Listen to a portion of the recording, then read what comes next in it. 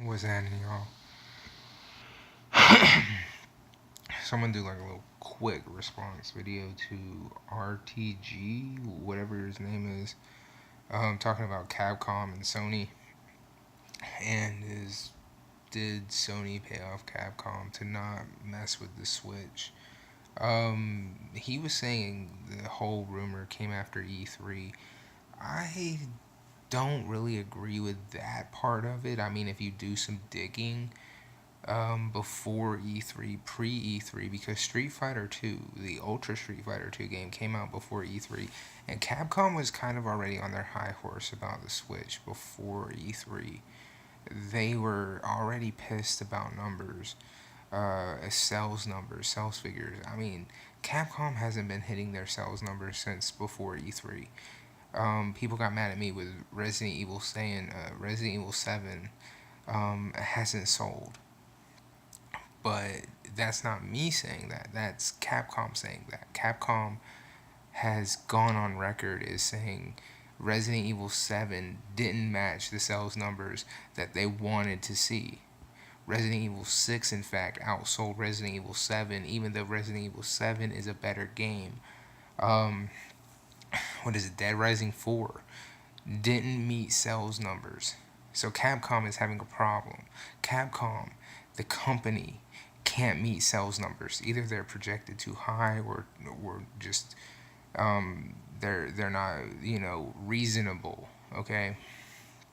So he was saying that when E3 happened and Monster Hunter was going, one of them was going exclusively to Sony. A lot of people were like, maybe Sony is having a conspiracy about paying off Capcom.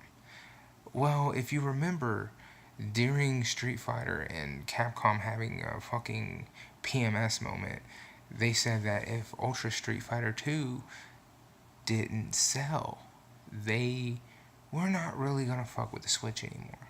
Which I thought was horseshit, which I did a video on, saying that, well, why would you say, hey, you need to beef up your hardware, you need to put the RE engine on it, and all this shit so you would fuck with it? What's the point of all that?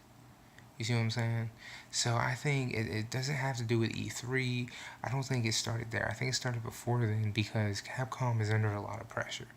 Because their investors, their stockholders are like, hey, you're not hitting your sales numbers. And I think that has more to do with it, more so than just Sony. Um, and this is just, like I said, a quick response video to the RTG guy because he made a whole video talking about it. And it starts way back with Resident Evil 7 and the fact that, yes, that game did sell a lot of copies. I'm not going to say it didn't, but it didn't meet Capcom's expectations.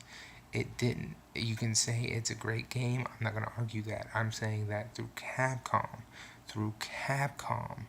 it didn't meet sales numbers. Dead Rising 4 didn't meet sales numbers. So that's what we're looking at here.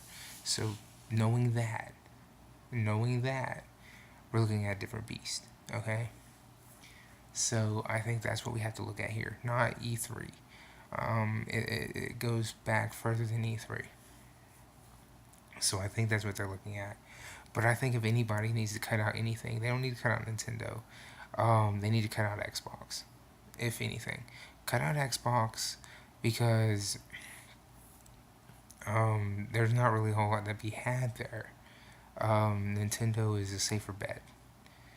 Nintendo's a handheld and a console, and people are flocking to the handheld that Nintendo has with the Switch. They're flocking to it. So if Capcom is, going off this whole we don't want to fuck with Nintendo thing, if Capcom is doing that, they're going, hey, we don't want to fuck with Nintendo.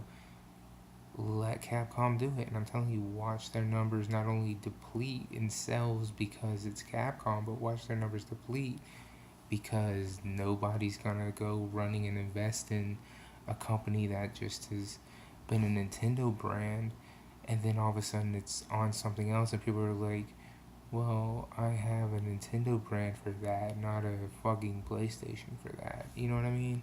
They're used to being able to take it with them, not sitting at home. You see what I'm saying? Anyway, deuces.